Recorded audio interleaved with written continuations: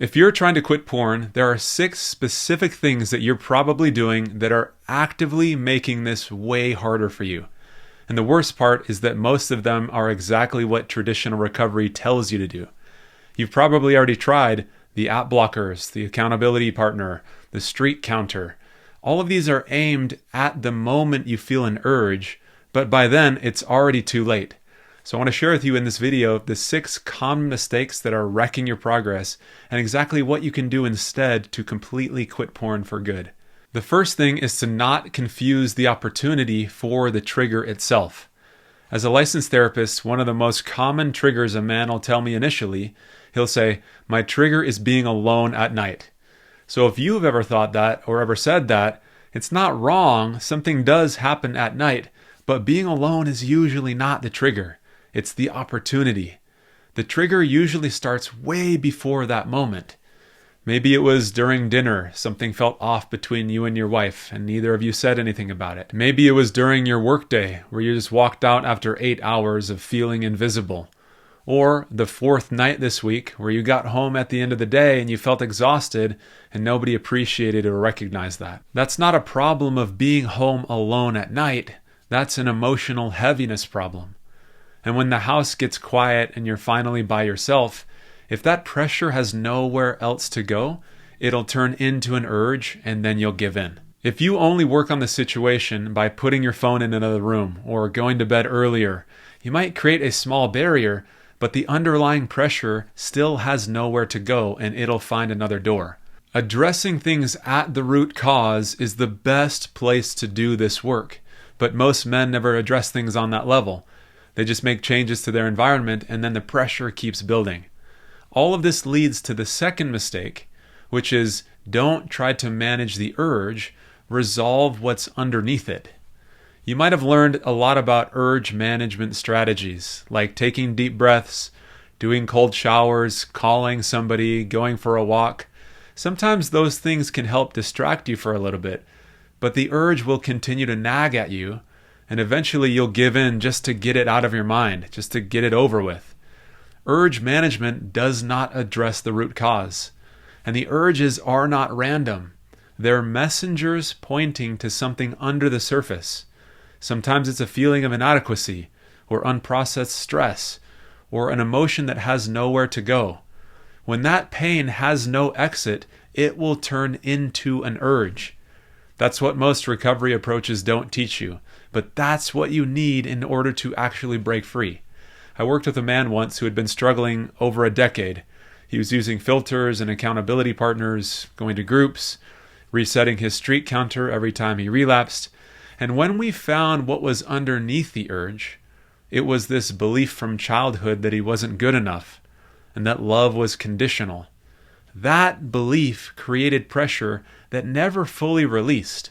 And when we worked on that level and resolved that belief, the urge lost its power. Not because he got better at resisting, but because there was less pressure driving them.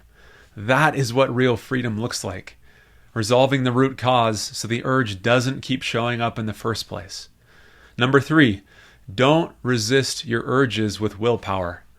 You might have a good week going, you might be feeling focused and being present, and then a long day hits, and something at work goes wrong, or you come home and you feel ignored, and later that night when it's quiet and you're alone, that's when the urge shows up, and your defenses are down because you're tired. So you try to white knuckle it. You tell yourself, I'm not going to do this tonight, but the battle begins. Willpower can help you take actions during the day, but it is not meant for you to use to fight urges that keep pushing down on you. And the reason why is because willpower is like a muscle. It gets tired. You only have so much of it. I want you to picture a row of dominoes, and the last domino is the relapse. Most porn addiction recovery plans focus on what to do when you're triggered. But by that point, several dominoes have already fallen over. Again, a stressful day at work, feeling invisible, and then not expressing any of it. Then you're trying to use willpower at the end of the domino. It's like trying to stop a boulder at the bottom of a hill after it's already gotten all the momentum. The real work is identifying the first domino and stopping the chain earlier. Number 4, don't lean on a streak counter. The streak will only tell you how many days you've gone that you haven't slipped, but it doesn't tell you if you're understanding yourself better, if you're processing your emotions underneath your urges, or if you've built any real skill to help you in this process. Counting days doesn't create freedom, it's skills that do. A slip is a lagging indicator. It's a result of everything else that happened upstream that was unresolved. So if you're doing a streak counter, you're just tracking the wrong things. The real inputs are the skills like identifying what's driving your urges, recognizing and rebuilding self-worth, learning how to process emotion instead of just keeping everything to yourself. When you build those skills, that first domino stops falling and the urge loses its power. The next mistake that a lot of men make is that they use a filter on their software as their first line of defense. Let's imagine that it's late at night and you have your phone and you tell yourself you're just going to check the news or check your email, and then the blocker kicks in because you start to click around on things. You switch apps, and then within seconds you find a workaround that you didn't know about. Filters can help your environment, but it's just like a band-aid. The urge doesn't disappear when something is blocked, it just looks for another way out, or the urge just builds up until it finds another way. A filter might buy you a few seconds at the last domino, but if your plan starts there, you're always on the defense. You're one bad day away from another slip.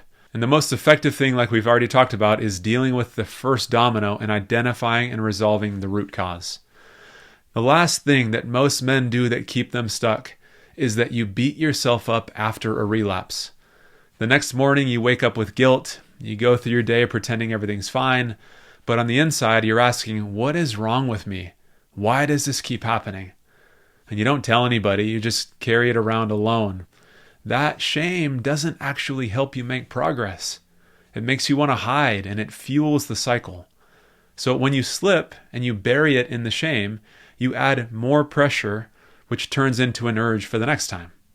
Instead, use self-compassion. That doesn't mean excuse the behavior, but it means to talk to yourself the way that you would if you were speaking to a friend. You'd encourage them.